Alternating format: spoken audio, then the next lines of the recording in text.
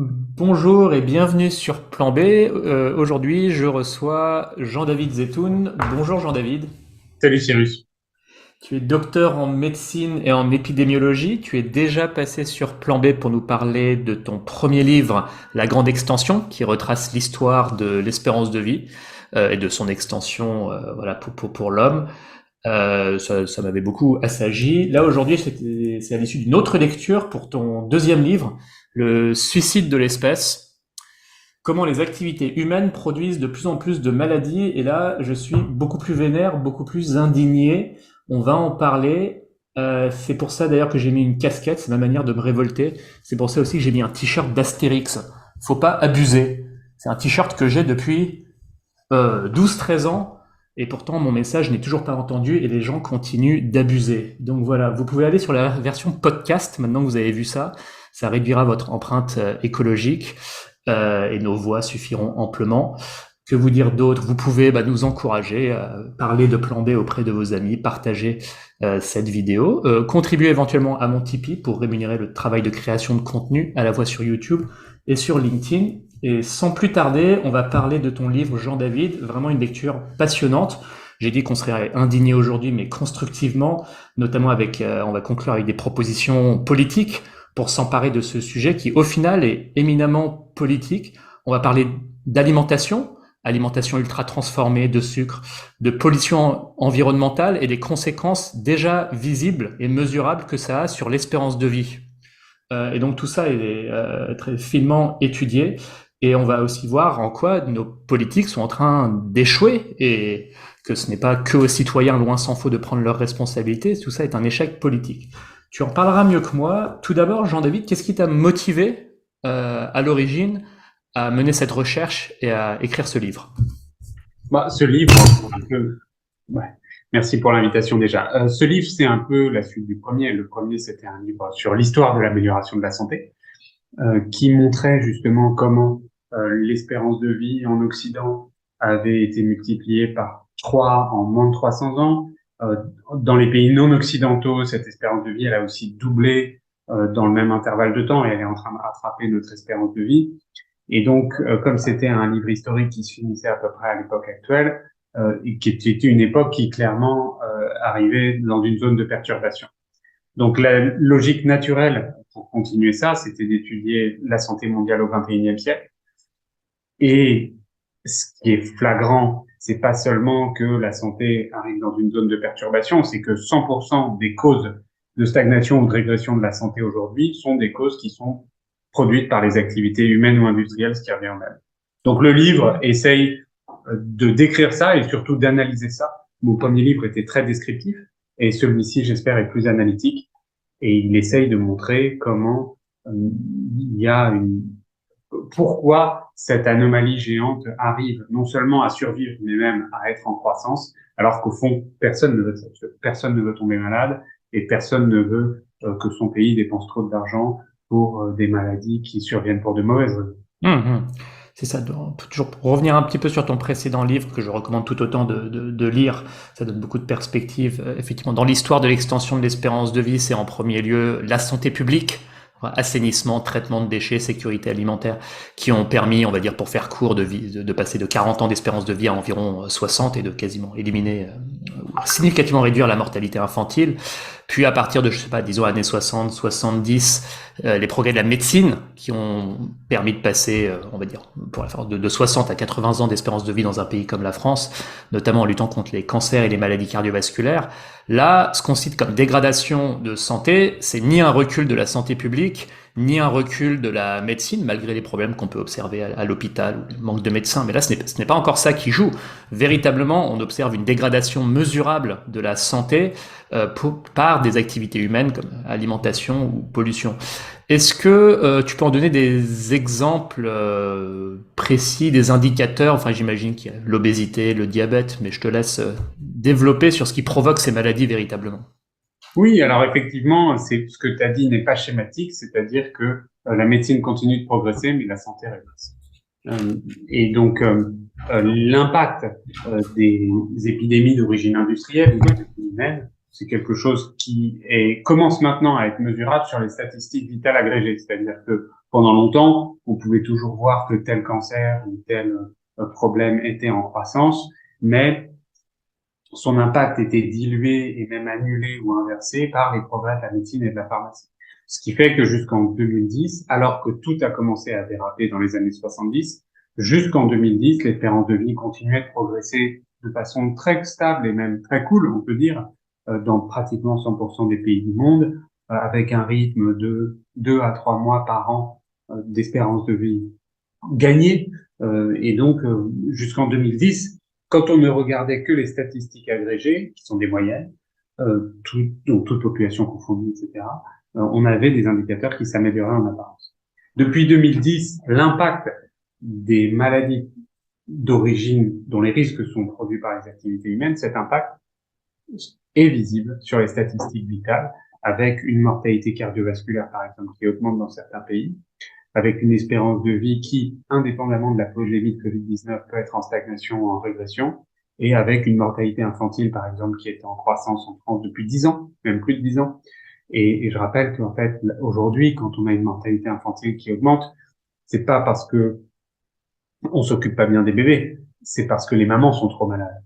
Et une maman, c'est pas très vieux, ça a entre 25 et 40 ans. Donc, ça veut dire qu'on a des femmes de 25 à 40 ans qui accouchent de bébés qui sont plus vulnérables et qui meurent dans la première année de vie, voire même parfois dans les premières semaines. Et ça aussi, c'est un indicateur qui est très signifiant. Donc oui, ça se voit. Et après, si on va plus en amont que ça en termes d'indicateurs, il suffit de mesurer la croissance de l'obésité, la croissance du diabète, la croissance de certains cancers pour se rendre compte que, évidemment, qu'on est en train de programmer un problème encore pire pour les 10, 20, 30 prochaines années si on continue sur cette trajectoire qui, pour l'instant, n'est pas bonne. J'ai regardé récemment, regardé les statistiques INSEE d'espérance de vie en France. Elles sont disponibles, il me semble, jusqu'à 2020-2021, du moins dans l'article que j'ai lu. Même novembre 2022, en fait. Le compte a été arrêté à novembre 2022 et donc l'INSEE, le 17 janvier, je crois, a déjà publié une évaluation de l'espérance de vie en France en 2022 qui montre que selon les catégories de population, elle est soit en stagnation, soit en régression par rapport à 2019, qui est la dernière année sans pandémie. Ouais, mais même en moyenne, j'ai vu que ça stagne depuis 2014. Donc l'espérance de vie vraiment en moyenne globale, tout le monde, hommes, femmes, riches, pauvres, etc. Après, il y a des disparités autour de cette moyenne. Et là, de toute façon, tu dis que depuis quelques années, elle baisse, même en tout cas, la dernière donnée, donc depuis 2019, c'est stagnation ou régression selon la catégorie de population. Entre 2014 et 2019 de mémoire, ça a très peu progressé, si jamais ça a progressé. Je crois que ça avait progressé un peu, mais pas beaucoup. Et surtout, le message derrière ça, c'est que, en fait, l'espérance de vie n'est pas un indicateur si bon que ça. Alors, c'est très parlant. Et donc, évidemment, on a tous en tête de dire à quel âge est-ce que je vais mourir, hein, moi le premier. Mais en réalité, ça masque énormément de choses. Donc, si on ne désagrège pas les indicateurs, on ne peut pas avoir les problèmes qui sont en train de se former. Et quand les problèmes se forment, il est déjà assez tard, c'est jamais trop tard, mais il est déjà assez tard pour tuer une cause à la racine. Tout à fait. Très bien. Je sais pas, on peut prendre un peu ton livre dans l'ordre de certains chapitres. Tu parles d'offres de risque et de demande de risque. Donc l'offre de risque, elle provient des industries nuisibles à notre santé. On va en parler de quelques-unes. Et la demande de risque, ça provient de une des questions, c'est pourquoi certains se détruisent la santé. Là, à nouveau, on va atterrir à la fin pour dire on n'est pas en train de stigmatiser des individus, etc. On va quand même passer par cette étape de demande. Pourquoi il y a une demande, parfois en connaissance de cause, pour des produits nocifs pour la santé. Peut-être si on commence par l'offre et on va dire les manœuvres de certains industriels, produits ultra transformés y compris, sucre compris, parfois d'ailleurs avec des méthodes empruntées historiquement de l'industrie du tabac. On voit un peu l'histoire se reproduire aujourd'hui. Est-ce que tu peux en... Oui, bien sûr. Alors, pour répondre à la question de pourquoi est-ce qu'il y a des risques qui sont en croissance et que ces risques causent des dommages environnementaux et épidémiologiques, la réponse courte du livre, c'est de dire que ces risques appartiennent à la croissance économique et que donc c'est une offre de risque. Et pour qu'une offre de risque continue non seulement à exister mais à être en croissance, il faut bien qu'en face il y ait une consommation de ces risques, donc une demande de risque. Alors, Le terme de demande, je suis au courant que c'est un terme qui est un petit peu imagé, premièrement déjà pour être provocateur, et deuxièmement pour simplifier la compréhension. Parfois, c'est juste un consentement, parfois c'est même une exposition involontaire, mais factuellement, ça reste une demande parce que si cette offre ne trouvait pas de demande, elle finirait par s'épuiser et par décroître. Donc, pour ce qui est de l'offre de risque, il y a deux types d'offres. Il y a l'offre directe et l'offre indirecte. Les industriels qui font une offre directe de risque, c'est les industriels qui vendent des risques. Leur produit commercial, c'est du risque. Le tabac, l'alcool, les drogues légales ou illégales, l'alimentation transformée et maintenant beaucoup de réseaux sociaux numériques. Voilà, ça, c'est des industriels qui vendent directement ou indirectement. Les réseaux sociaux numériques, c'est gratuit, mais c'est monétisé par la publicité ou par la vente de données. Donc, c'est des industriels qui vendent du risque. C'est leur produit commercial principal. Ils ont des retombées négatives indirectes. C'est des industries qui sont aussi très polluantes, très souvent. Beaucoup pour le tabac, beaucoup pour l'alimentation transformée. Et même le numérique, maintenant, on sait que ça a un impact environnemental. Mais leur produit, le risque, c'est leur produit de vente centrale. Et donc, effectivement, ces industriels-là, alors pas dans leur méthode de processus de production ou de vente, mais dans leur méthode de marketing ou dans leur méthode de lobbying, c'est des industries qui se sont appuyées sur tout ce qui avait été inventé avec beaucoup de génie, faut le dire, par l'industrie du tabac, puisque ça a très bien marché pendant des dizaines d'années. Le tabac a réussi soit à masquer l'impact négatif sur la santé, soit à ne plus le masquer, mais à faire en sorte qu'on le laisse quand même un peu tranquille. Ça fait pas très longtemps que l'industrie du tabac est en décroissance. En tout cas, le taux de tabagisme dans la population mondiale est en décroissance. La quantité totale de cigarettes fumées est en croissance par un effet démographique, mais le taux de tabagisme est en décroissance. Et ce taux de tabagisme est en décroissance parce que les politiques s'en sont occupés correctement, ce qu'ils n'ont pas fait pour beaucoup d'autres industries. Mais ils savent le faire. Quand ils veulent le faire, ils peuvent le faire. Pour le tabac, ils ont fini par le faire. Et donc, les autres industriels ont effectivement fait la même chose en termes de marketing, de lobbying, de défense de leurs intérêts. En fait, ce qui est normal, toute industrie cherche à défendre ses intérêts. C'est aux leaders politiques, quand cette industrie est mauvaise pour la société, de la pousser à évoluer ou même à décliner si jamais elle n'a pas d'autre choix que de faire ça. Pour ce qui est de l'offre indirecte de risque, Je reviens sur une bien des sûr, méthodes, enfin, on peut en imaginer plein, il y a tellement de manœuvres, mais dont une à laquelle je pense qui a de quoi faire reculer la recherche scientifique de l'ordre de 10-20 ans. Bon, c'est par exemple commander énormément d'études scientifiques qui vont mettre l'accent sur les aspects multifactoriels bien sûr. des cancers, par exemple, et donc d'aller étudier à fond le cancer du poumon. Oui, certes, le tabac, il y a un rôle, mais il y a aussi ceci, cela.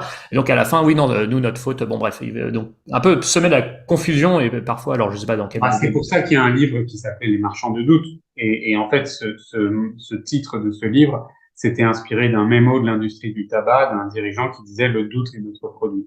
Donc oui, bien sûr, parmi les actions de ces industries, il y a le fait de chercher à mettre du doute sur le fait qu'on peut incriminer leurs produits comme étant la cause de telle ou telle maladie donnée. Toutes les industries ont fait ça. Et effectivement, pour reprendre l'exemple que tu disais, l'industrie du tabac disait que le cancer du poumon était causé par la pollution et les industries polluantes disaient que c'était à cause du tabac, alors que c'est les deux. Voilà. Euh, donc ça, c'était pour l'offre directe. Alors, pour ce qui est de l'offre indirecte, bon, il y a le même, on retrouve la même imitation des méthodes de l'industrie de la cigarette. Et donc, les industries qui font une offre indirecte de risque, là, c'est toutes les industries qui ont des dommages environnementaux, c'est-à-dire qui sont des industries polluantes. Et là, c'est très, très large.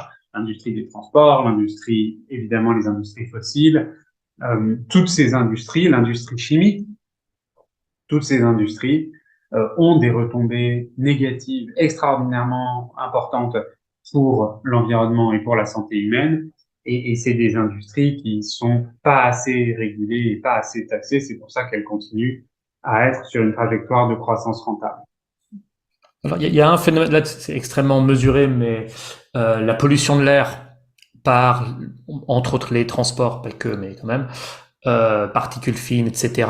Et ça, c'est assez bien chiffré en termes de maladies, Oui, c'est morts, etc. stable, c'est stable. En fait, non, ça c'est en croissance. La pollution complète, l'impact complet de la pollution, euh, ça a été évalué cette année et il y a 6-7 ans, et on sait que c'est 9 millions de morts par an dans le monde. Et dans ces 9 millions, il y en a moins de la moitié qui sont liés à une pollution dite traditionnelle, c'est-à-dire la pollution intérieure au foyer ou la pollution de l'eau, et plus que la moitié qui est liée à tout le reste, qu'on appelle la pollution moderne, c'est-à-dire effectivement principalement la pollution de l'air extérieur, mais aussi les autres types de pollution, notamment la pollution chimique, qui elle-même est sous-estimée, donc c'est pas évident.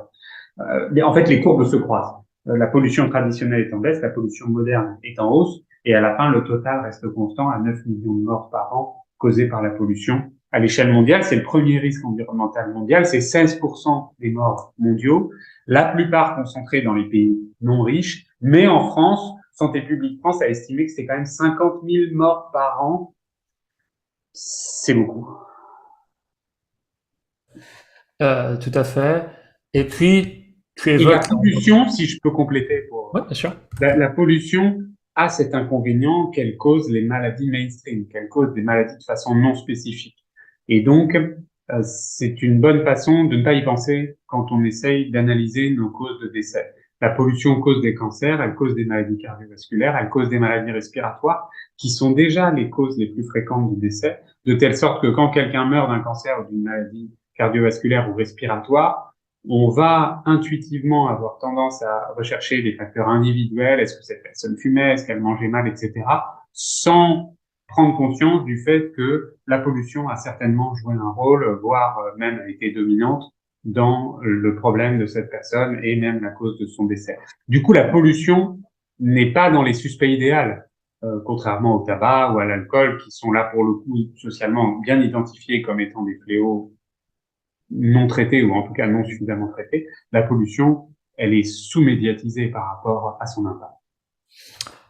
Tu évoques aussi, le but c'est pas de dévoiler tout ce qu'il y a dans ton livre, vraiment vaut mieux le lire pour bien comprendre, et là c'est juste on va dire une mise en bouche et des messages globaux, mais tu évoques le cas des perturbateurs endocriniens aussi, où il me semble que là la compréhension est pas aussi fine sur ce que ça provoque, et on est à un stade encore assez, enfin moins mature en termes de recherche scientifique là-dessus, et puis c'est assez complexe. En tout cas, c'est pas quelque chose sur lequel il y a un contrôle. Je pense qu'on avait fait l'analogie lors de notre précédente interview, la comparaison avec les médicaments, qui sont quand même, on va dire, quelque chose de relativement contrôlé. Mettre un médicament sur le marché, c'est quand même assez.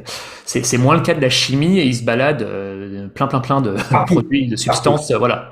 Bon. Exactement. Partout, on est tous imprégnés de produits chimiques qui, pour souvent d'entre eux, sont des perturbateurs endocriniens. Et effectivement, c'est une faille de régulation monumentale. Les médicaments sont les seuls produits chimiques réellement régulés de façon décente, et tous les autres produits chimiques sont soit très peu régulés, soit pas du tout régulés. Quand on dit qu'ils sont pas du tout régulés, ça veut dire que les industriels peuvent les mettre sur le marché sans avoir fait d'études qui essayaient de démontrer l'impact ou l'absence d'impact sur la santé. On ne sait juste pas ce qu'ils font sur la santé. Ce qui fait que c'est aux chercheurs de faire ce travail quand les produits sont déjà massivement disséminés dans l'environnement, que leur effet est là pour des années ou des dizaines d'années. C'est exactement ce qui a été médiatisé récemment avec les PFAS, qui sont les produits qu'on retrouve dans le téflon, qu'on a appelé les polluants éternels. En fait, ils sont pas éternels, mais ils sont là pour des dizaines ou des centaines d'années, ce qui à l'échelle d'une vie est pratiquement éternel. Et ces produits ont été commercialisés sans qu'on sache ce qu'ils faisaient sur la santé. Aujourd'hui, on sait que leur impact cardiovasculaire et sur le cancer est monumental. Aux États-Unis, c'est des dizaines ou des centaines de milliers de morts par an qui sont partiellement dues au PFAS, qui sont des produits qui sont maintenant extrêmement répandus. Donc, oui, la chimie, c'est un marché qui est insuffisamment régulé. Les perturbateurs endocriniens sont un exemple très problématique. Et effectivement, ils sont très difficiles. C'est très difficile à étudier pour les épidémiologistes, pour plein de raisons sur lesquelles on reviendra pas forcément, mais en gros, parce que leurs effets sont non spécifiques, parce qu'ils sont partout, parce qu'on ne peut pas faire d'études expérimentales et que donc les études observationnelles se heurtent à des difficultés de méthode. Par contre, il y a quelque chose qu'on peut dire, c'est que maintenant, aujourd'hui, on a suffisamment de données pour savoir qu'il faudrait réguler beaucoup plus strictement la commercialisation des perturbateurs endocriniens. On ne peut pas à chaque fois attendre de tout savoir sur le profil d'un produit pour prendre une décision à l'échelle de la société. Aujourd'hui, on a une augmentation des maladies causées par ces perturbateurs endocriniens, qui sont l'obésité, le diabète, les problèmes de la thyroïde, l'endométriose, la puberté avancée ou la puberté précoce chez les petites filles, les problèmes de l'appareil reproducteur chez les garçons aussi. Ces problèmes sont déjà suffisamment avérés pour que, si on était dans une société qui voulait protéger sa population, on fasse en sorte qu'il y ait moins de perturbateurs endocriniens en circulation. Parce qu'en plus, toutes ces conséquences que tu cites, bon, les perturbateurs endocriniens, enfin, présents en grande quantité et exponentiellement croissantes dans l'environnement. Et encore, c'est un phénomène plutôt récent. Ça fait Donc, quelques enfin, dizaines d'années. voilà, mais donc on peut imaginer ce que ça peut donner au bout de, je sais pas, siècles. Enfin, si on, enfin, bon, je sais pas, personne ne sait, mais je veux dire, ça ne fait que quelques décennies et déjà sachant que les effets sont latents, c'est-à-dire c'est pas immédiat, il faut quand même que ce soit là dans l'environnement, mais Exactement. donc il est difficile de savoir ce qui nous attend devant, c'est ça que je veux dire, mais C'est c'est probablement pas impossible. positif, quoi. Bah, bien sûr, on ne peut pas s'attendre à ce que ça s'améliore de soi-même. Et donc, les dommages sont déjà là. Et encore une fois, la connaissance est suffisamment élevée pour que on décide. Alors, la régulation en Europe est en train de devenir plus stricte. Ça prendra des dizaines d'années à avoir des bénéfices réels de ça, mais c'est pas grave, il faut bien commencer à un moment. Est-ce que tu veux passer à la question de la demande de risque, qui Ouais. est sensible à d'autres égards. Je sais pas comment tu veux le prendre. Alors c'est à nouveau ton livre, de toute façon, est très structuré, des notions avec lesquelles les auditeurs sont pas forcément familiers. La demande par erreur, la demande par inattention, la demande par dépendance, la demande du désespoir. Alors le but est peut-être pas de tout parcourir, mais peut-être faire un peu de pédagogie sur quelques-unes de ces notions. Je viendrai bien sur la demande du désespoir quand même, peut-être la crise des opioïdes aux États-Unis, peut-être plus tard, mais peut-être pour déjà nous expliquer qu'est-ce que tu entends par la demande par erreur, où tu parles aussi d'épidémiologie populaire, de sens commun, mais bon voilà, qui peut être un bon guide ou pas. Alors, le livre déjà essaye de comprendre pourquoi les individus s'exposent au risque alors que normalement ils ne veulent pas tomber malades. Il y a trois cas schématiques. Le premier cas, c'est celui qu'on évacue très rapidement, c'est quand les gens ne sont pas au courant des risques auxquels ils s'exposent. Et ça, c'est tout le temps le cas au début d'un risque, puisque les risques ne sont pas toujours identifiés. Donc, au début, les gens qui fumaient ne savaient pas que c'était mauvais pour la santé. Beaucoup de gens ne savent pas encore à quel point l'alimentation transformée est extrêmement mauvaise pour la santé.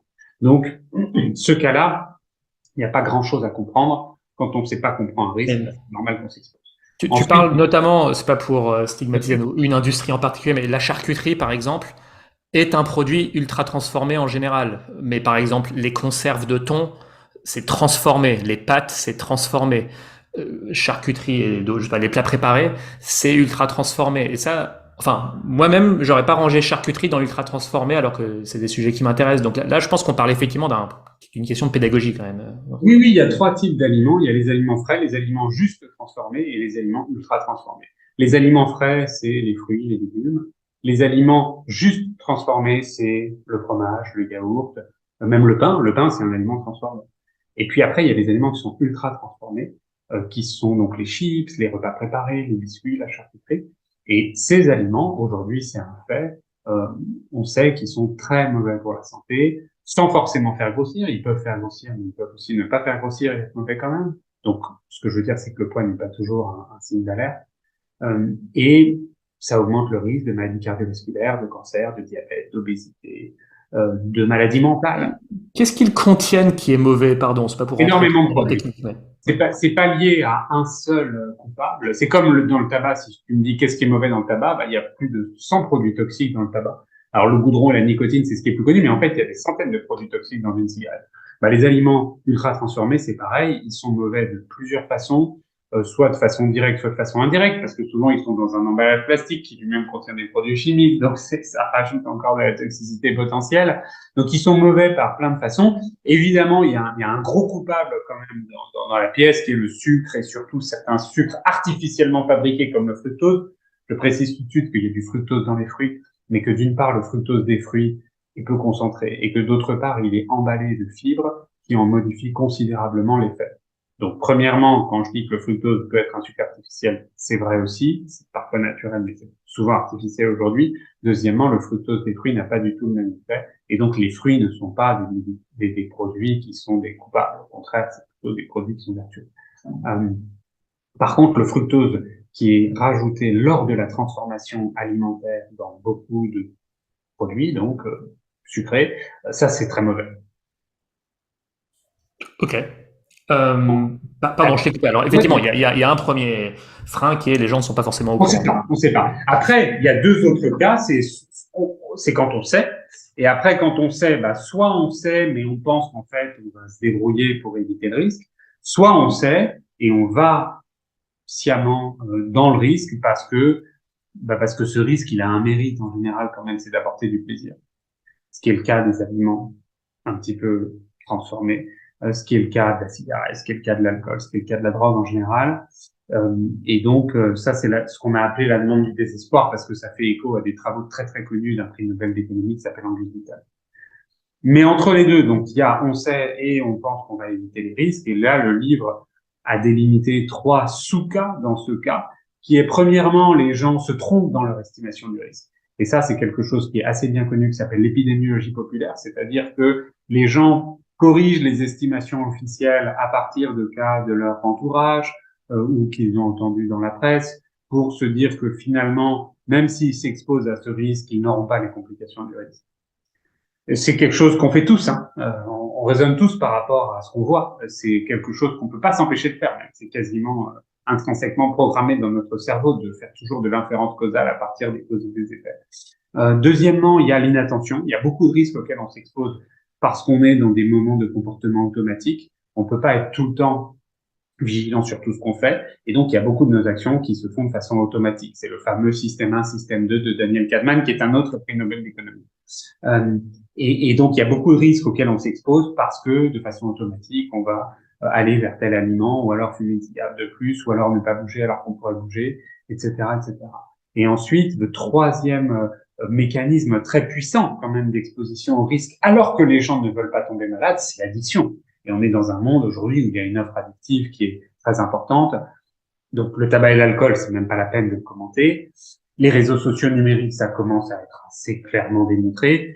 Et l'alimentation transformée, c'est aussi le cas, notamment par le biais du sucre et du fructose, qui sont addictifs. Est-ce qu'on peut un peu s'arrêter sur les effets des réseaux sociaux parce que tu le développes pas tant que ça dans le livre, sauf à ce que ma mémoire flanche, et tu fais un clin d'œil en disant et on commence à soupçonner que c'est pas forcément très bon. Exactement. Mais, voilà. Le livre essaye d'être très factuel. Et donc forcément, les données épidémiologiques sur les effets des réseaux sociaux numériques sont plutôt précoces parce que ça fait moins de 15 ans que c'est très répandu. Et donc, il faut du temps pour faire des bonnes études épidémiologiques, surtout quand on les fait de façon prospective. Il n'empêche qu'on commence à avoir pas mal d'articles qui montrent très bien les effets sur la santé physique et mentale d'une consommation déraisonnable des écrans. Mais les réseaux sociaux numériques sont faits pour que la consommation en soit déraisonnable. C'est dommage parce que c'est aussi vecteur de, comment dire, transmission de beaucoup de connaissances, d'accès à des publications scientifiques gratuitement, accès à des gens comme toi qui arrivent à porter leur message plus largement. Donc c'est dommage que les réseaux sociaux aient effectivement ce travers qui est, oui, effectivement, quand on voit certains comportements et tout, c'est un peu dramatique. Bon, ok, et certaines conséquences politiques, mais on va pas aller là-dessus maintenant. Mais effectivement, et puis ça fait pas si longtemps, hein, un phénomène comme TikTok chez les enfants, c'est clairement moins qu'une quinzaine d'années. On parle de quelques années. Après, je pense que voilà, quiconque a des amis ou enfants qui sont en difficulté par rapport à ça voit bien qu'il y a un problème, quoi. Mais je vais pas aller dans l'épidémiologie populaire et je vais laisser les épidémiologues étudier le point plus. Ok. Je sais pas si on fait un focus sur la crise des opioïdes parce que là, c'est des masses qui font que, en soi, en plus, ça touche plutôt les jeunes et donc ça tue. Des gens plutôt jeunes, à tel point que ça pèse carrément sur l'espérance de vie aux États-Unis qui a baissé de 2-3 ans depuis 2-3 ans. Donc c'est assez dramatique. Et qu'est-ce qui se passe? Alors, le cas américain qui n'est pas applicable en France, mais je pense qu'il est intéressant en soi, notamment parce que effectivement, donc dans le troisième schéma où les gens s'exposent aux risques, les gens s'exposent aux risques, connaissent les risques et connaissent les complications qui vont leur arriver. Ce cas-là, donc, il a été, comme je disais tout à l'heure, très étudié par un prix Nobel d'économie qui s'appelle Angus Deaton, qui a particulièrement étudié la crise des opioïdes, et c'est ces gens-là qu'il a appelé les morts du désespoir. En fait, Angus Deaton a identifié que la baisse de l'espérance de vie américaine était beaucoup, pas seulement, mais beaucoup, en rapport avec 3 causes qui étaient les suicides, les surdoses aux opiacés et l'alcool. Et donc, à chaque fois, c'est des causes humaines, où les gens se tuent eux-mêmes, soit directement, soit en le voulant, soit sans le vouloir, mais en tout cas, ils se tuent eux-mêmes. Et donc, les surdoses aux opiacés, c'est une part significative, c'est 60-70 000 morts américains en moyenne ces dernières années. Parfois, ça monte même, je crois, l'année de la pandémie, jusqu'à presque 100 000. Donc, c'est énorme. Là où c'est une illustration qui est importante, parce que tout mon livre essaye de montrer ça, c'est que le problème, c'est l'offre de risque. Et donc, pourquoi il y a des surdoses aux opiacés aux États-Unis? C'est parce que les opiacés sont trop faciles à obtenir. C'est pas seulement parce que les Américains sont plus malheureux que les Français, d'ailleurs c'est pas complètement évident en moyenne, mais c'est parce que ils ont accès aux produits. Et donc que ce soit une offre directe, une offre indirecte, tout ce qu'on veut, le problème c'est l'offre de risque, je pense. Et les États-Unis en font une illustration par le biais des opioïdes, qui encore une fois sont trop facilement prescrits par certains médecins, trop facilement accessibles pour les patients, et donc eh ben ils rentrent dedans, et puis après la dépendance c'est le reste. Et un autre exemple américain, au moins aussi tragique, c'est l'offre de violence et des armes. Si les Américains ont plus de mortalité par arme à feu, c'est pas, probablement pas en tout cas, parce qu'ils sont intrinsèquement plus violents que n'importe quelle autre population, parce que les armes sont très disponibles. Donc l'offre de risque, c'est pratiquement toujours là par où un problème de santé commence. Et les opiacés en sont une illustration. Oui, là, je regardais la statistique, violence par arme à feu aux États-Unis, c'est 17 000 morts en 2022. Donc, je sais pas, ramener à la France, c'est comme si nous, on en avait, je sais pas, divisé par 5 à peu près. Donc, 3500, quelque chose comme ça, quoi. Euh, Exactement. 3500 morts par an par arme à feu en France. Enfin, voilà, ça donne des... Euh, On peut faire une petite pause. Bien sûr, ouais. Je rappelle ma fille 2 secondes. Nous voilà après ta petite pause, Jean-David. Ça m'a permis de Oui. vérifier des chiffres. Je m'étais trompé sur le nombre de morts par arme à feu aux États-Unis. Ouais, J'étais sur un article qui était écrit en mai 2022 et qui parlait du nombre de morts en 2022 sur les 5 premiers mois. Bref, sur une année complète, donc en 2021, c'était 45 000 morts par balle aux États-Unis. Alors, plus d'une moitié de suicides, mais 21 000 homicides. Bon, dans les deux cas, c'est quand même assez grave, mais 21 000 homicides, donc ramenés à la taille de la France, on parle de, je sais pas, 5-6 000 morts. Imaginez 5-6 000 morts par balle en France. Enfin, l'ambiance serait autre. Reprenons le cours de... Oui, on a un peu dégraissé. Où est-ce qu'on en était d'ailleurs? Bah, c'est sur donc on en était à la demande. l'accessibilité des risques. Ouais. Ouais, c'est l'offre de risque qui fait que les gens répondent à cette offre. On est tous sensibles à notre environnement et donc on réagit en fonction de ce que notre environnement nous propose. Si notre environnement nous propose de faire des choses saines, ben, on va tendre naturellement vers ça. S'il nous propose plein d'autres choses, la tentation peut se concrétiser. Yes. Bon, je pense non, effectivement, on a mis en appétit, un peu mise en bouche sur ce que tu dis sur l'offre, la demande. Et à nouveau, j'insiste, c'est vraiment bien clairement établi, étayé, accessible aussi. Je dirais pas vulgarisé, mais enfin, si, en tout cas, c'est rendu accessible au plus grand nombre de toute personne soucieuse de sa santé. Euh, et donc, je recommande dans ce sens-là, mais aussi vraiment la suite du raisonnement nous amène à interroger l'efficacité, enfin déjà la responsabilité et l'efficacité de nos politiques, ou disons plutôt l'irresponsabilité et l'inefficacité. Là, on n'est pas en train de parler d'un sujet où on peut se défiler en disant oui, mais la Chine, oui, mais la compétitivité de la France, oui, mais enfin bon, se confondre en excuses. On parle d'un sujet où concrètement, unilatéralement, la France peut agir sans que ça ait vraiment d'inconvénients. Enfin voilà, toutes ces industries, enfin pas bon sur la pollution, c'est plus de l'air et des énergies fossiles, c'est plus compliqué pour les raisons qu'on évoquait. Mais par exemple sur la malbouffe ou sur les produits chimiques. Bah voilà, si ces entreprises veulent accéder au marché français, enfin, il n'y a rien qui nous empêche de réglementer davantage et protéger notre Si population. alors, t'as dit irresponsabilité, inefficacité. Irresponsabilité, je sais pas, inefficacité, c'est sûr.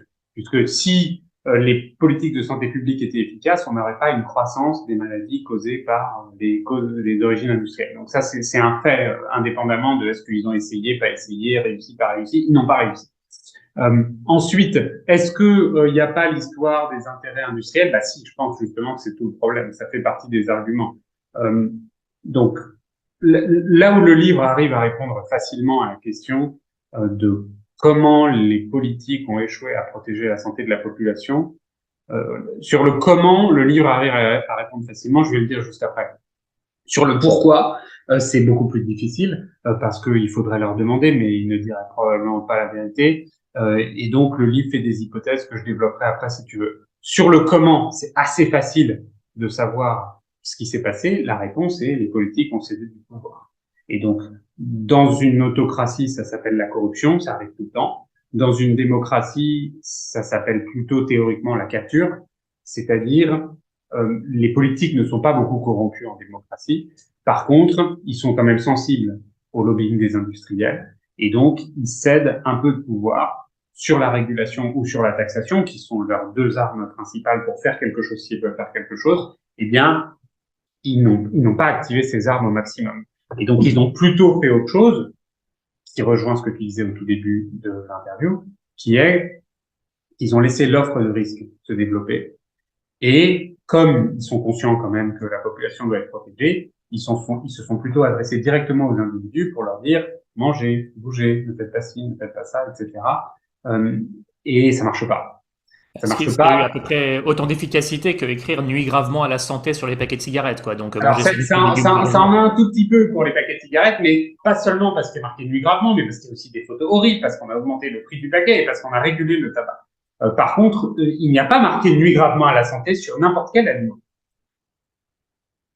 Donc déjà, on est très loin de ça. Et même le Nutri-Score, qui est une invention française, pour à peu près évaluer le caractère bon ou mauvais d'un aliment, c'est un truc qui a été très difficile à imposer parce qu'il y a eu un lobbying industriel très épais pour ne pas que ça apparaisse. De toute façon, quand les industriels sont contre une mesure, c'est que ça va marcher.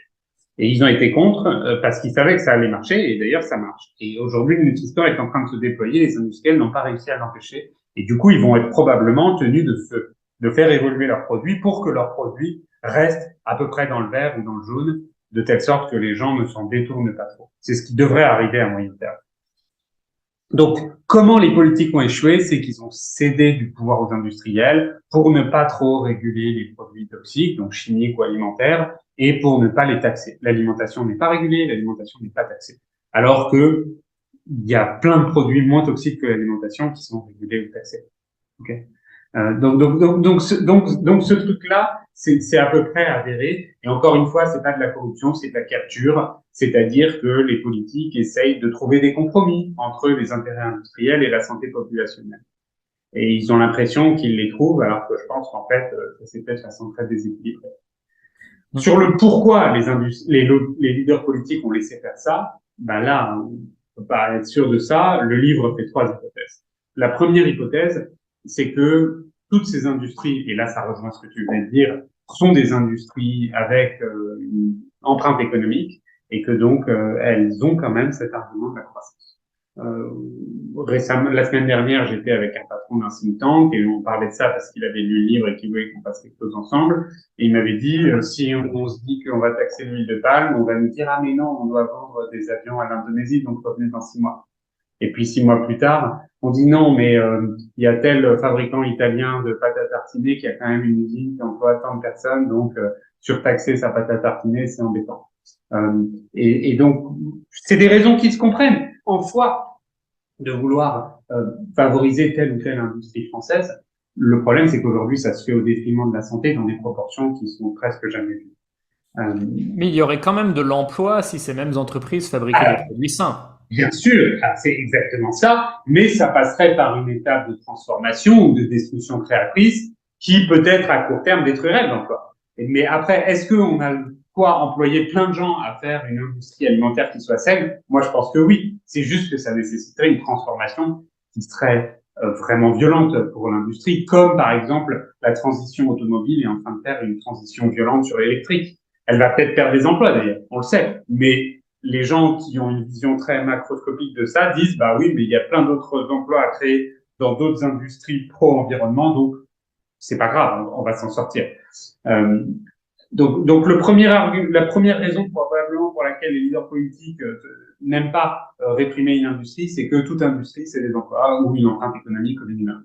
Ensuite, il y a une deuxième raison, je pense, qui est que les leaders politiques ont vraiment voulu, depuis 30, 40, 50 ans, valoriser les individus et donc ont vraiment voulu donner des libertés aux individus, y compris la liberté de s'exposer à des risques.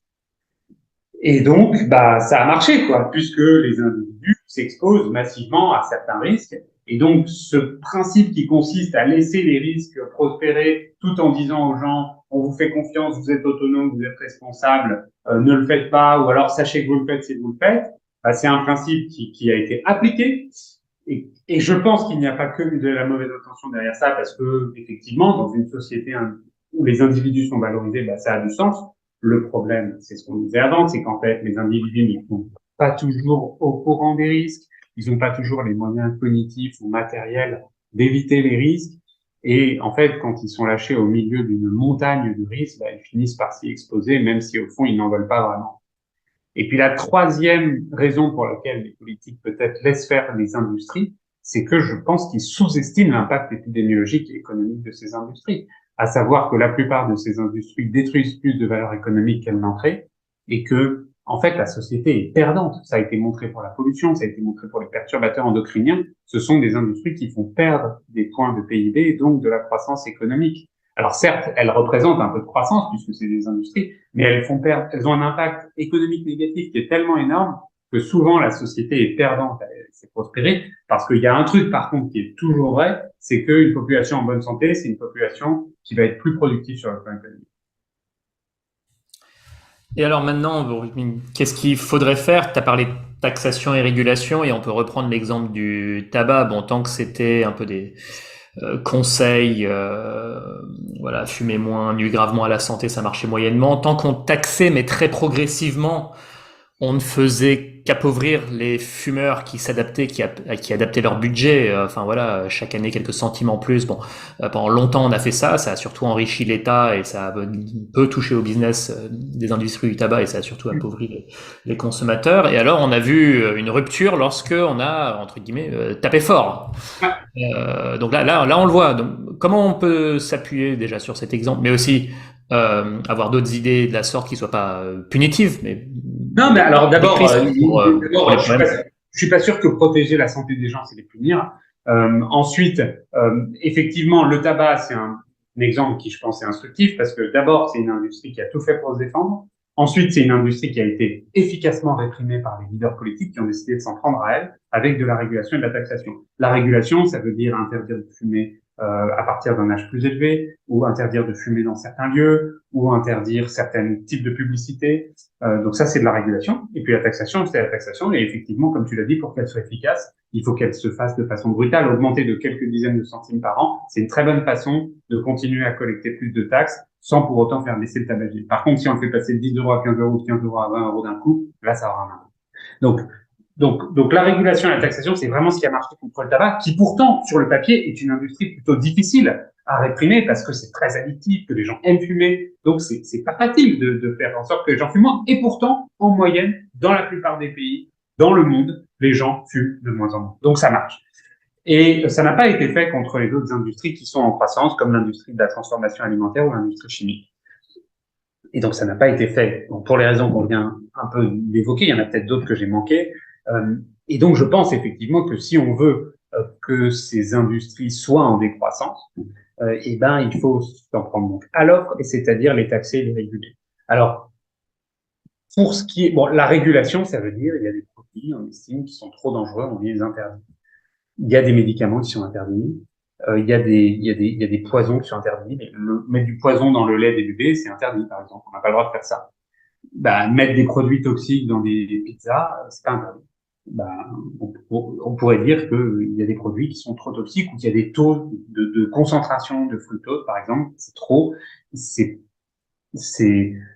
pas honnête par rapport aux gens de leur en mettre autant parce que c'est addictif sans qu'ils le sachent. Et donc, on peut dire que c'est interdit et on pourrait appliquer le même raisonnement aux réseaux sociaux numériques qui sont pas le sujet de monde.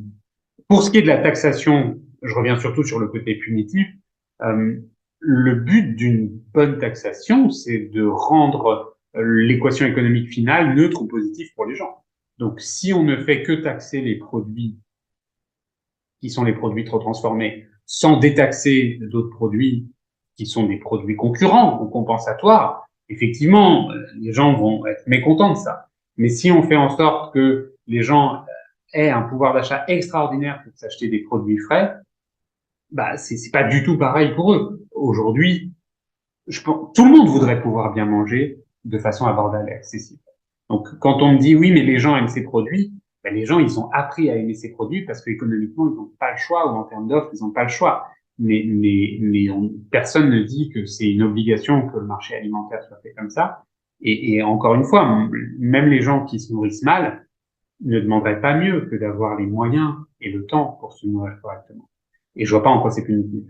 Hmm. Voilà, alors taxation, régulation, après il y a d'autres mesures, d'autres pistes, on va pas tout citer, c'est pas le but, mais aussi des aménagements, des espaces pour faciliter l'accès à l'activité physique aux gens, enfin voilà, tout ce qui peut un peu poser le cadre favorable à dire ce que tu appelles des comportements pro-santé. Voilà, est-ce que tu veux en dire peut-être quelques derniers mots avant de passer aux conclusions? Ouais, bien sûr, bah, ça fait partie c'est toujours dans la même veine, c'est-à-dire que c'est l'offre. Donc là, en l'occurrence, c'est l'offre d'opportunités de comportement qui fait que les gens vont suivre tel ou tel comportement. Aujourd'hui, la société est faite pour tomber malade ou pour produire de l'obésité, comme elle est faite pour émettre du CO2. Donc, c'est pas parce que le livre, de façon idéologique, veut être un livre qui déculpabilise les gens sur leur comportement. C'est parce que factuellement, tout est fait, surtout quand on n'a pas beaucoup de capital social et économique, tout est fait pour s'exposer à des risques et donc tomber malade. C'est encore une fois, il n'y a pas un milligramme d'idéologie là-dedans. De toute façon, si c'était pas vrai, ben on n'aurait pas un diabète qui serait à l'échelle mondiale en croissance de parfois 10% par an. Il y a des années où le diabète est en croissance de 10% par an. Voilà, bon, c'est pas un truc qui se fait comme ça, par hasard ou par nature. Non, on n'a pas soudainement muté génétiquement notre espèce pour avoir tout à coup beaucoup de Et diabète. le Enfin, on vieillissement peut imaginer que c'est voilà, environnemental ou Voilà, le vieillissement démographique n'explique pas ça non plus. Donc, non. donc voilà, donc aujourd'hui, la société n'est pas faite pour rester facilement en bonne santé. On peut rester en bonne santé. Vaut mieux avoir beaucoup de capital économique et beaucoup de capital social, y compris éducatif ou cognitif. Mais si c'est pas le cas, c'est beaucoup plus difficile. Et donc, c'est une injustice qui fait que le capital social prédit la santé et qui fait que les revenus prédisent la santé.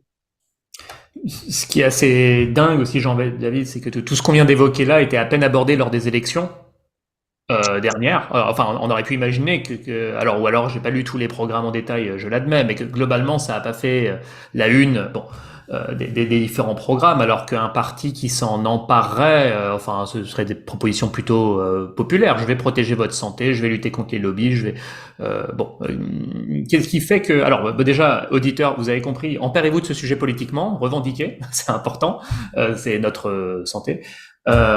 Et puis porter ce sujet politiquement. Il me semble qu'il y a des responsables qui t'ont contacté depuis l'apparition de ce livre. Enfin, je suis assez confiant sur le fait que tu puisses faire bouger les lignes. Oui, oui, ça arrive effectivement. Je pense que les leaders politiques connaissent pas très bien, tout simplement, donc ils sont pas super à l'aise. Ils sont bons en économie, bah, ils sont moins naturellement compétents sur d'autres sujets. Et donc, je pense que quand ils sont pas à l'aise avec un sujet, ils préfèrent moins l'aborder. Pour autant, ça les intéresse. Pour répondre un peu à ce que tu viens de dire, moi, je pense effectivement que personnellement, c'est quelque chose qui est actionnable politiquement et que les gens ont envie qu'on améliore ça. Ils se rendent bien compte que quelque chose ne va pas et que leurs enfants sont parfois malades alors que eux-mêmes n'étaient pas malades. Et par ailleurs, il y a un autre argument qui, je pense, est très fort pour essayer de tendre vers ça, c'est que une transition épidémiologique comme ça, c'est pas la santé pour la santé. La santé, c'est pas un objectif en soi.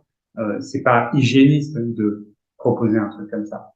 C'est que cette transition, globalement, s'attaque aux mêmes causes que les causes des dommages environnementaux et climatiques. Donc c'est à peu près les mêmes industries qui émettent du CO2 ou qui produisent des risques et des maladies.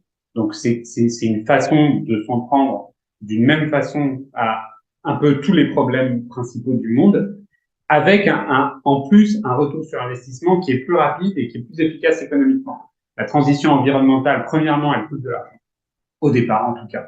Et deuxièmement, elle nécessite de la technologie, même si elle ne nécessite pas seulement ça, mais aussi un changement de modèle. La transition épidémiologique, c'est un truc qui techniquement est facile, on n'a pas besoin de nouvelles technologies. Et c'est un truc qui très rapidement produit un retour sur investissement à l'échelle d'un État. Et donc, oui, bien sûr, il y a des industries qui vont être, ça va se faire au détriment de certaines industries, mais les problèmes de santé coûtent tellement cher que, en fait, l'équation est très rapidement positive pour les États. Donc, ils Oui, ont mais ça crée du PIB pour l'industrie du médicament, pour l'industrie de la santé, ça crée de l'emploi chez les médecins. Je suis volontairement provocateur, mais ouais, ouais, c'est pour bien dire sûr, à quel mais point l'indicateur du PIB est limité. exactement. Et après, je te rassure, les médecins auront toujours du boulot et l'industrie pharmaceutique, elle aura toujours des maladies dont il faudra qu'elle s'occupe. Aujourd'hui, elle cible le diabète, l'obésité ou certains cancers parce que la société produit ces maladies et que donc on lui demande de s'en occuper. Mais si demain on arrête de produire ces maladies, il restera toujours plein de maladies intéressantes pour l'industrie pharmaceutique qui Oui, et développera. puis soyons sérieux, si nos médecins et nos soignants, d'ailleurs dont on salue le courage, ont bien un problème, c'est d'avoir trop de travail et pas assez. Donc si on pouvait, par davantage de prévention, les soulager un petit peu, donc raison de plus. Et d'ailleurs, j'en profite pour dire que je me suis rendu compte l'autre jour que notre ministère de la Santé s'appelait désormais depuis 2022 le ministère de la Santé et de la Prévention. Donc il serait temps de passer aux actes. Écoute, on va clore, Jean-David, merci, hein, c'est passionnant. Et bravo à nouveau, et j'espère que ton message ira loin. J'ai vu une interview de toi au Figaro, alors on te voit un peu partout dans les médias, donc félicitations pour porter ton message à travers tous les bords politiques. Je n'ai malheureusement pas accès à l'article au complet, mais après, il y a il y a une question, êtes-vous de tendance collapsologue? Et après quoi, l'article est réservé aux abonnés. Donc, quelle est la réponse à cette question? Non, la réponse, c'est que c'est pas du tout. Non, parce que c'est un déclin, c'est pas un effondrement. Donc, il y a pas un effondrement de la santé, comme d'ailleurs, il n'y a pas vraiment d'effondrement environnemental, mais juste un déclin problématique parce que non contrôlé et sans perspective crédible de redressement. Bah, c'est pareil, il y a un déclin de la santé sur beaucoup d'indicateurs. Donc non, c'est pas du tout un livre de collapso. C'est un livre qui essaye à la fin de proposer des solutions que j'ai abordées, et qui sont des solutions qui sont extraordinairement crédibles parce que, encore une fois, elles sont rentables économiquement parce que on peut supposer qu'elles apporteraient plus de bien-être à la société. J'ai dit tout à l'heure que la santé, c'était pas un objectif en soi. Le but, c'est que les gens soient juste contents de leur vie. Et personne n'est très content de sa vie quand il est malade. Donc, vraiment, je pense qu'il y a pas de réelle raison sur le plan de la société pour refuser de s'en prendre aux industries qui causent des maladies.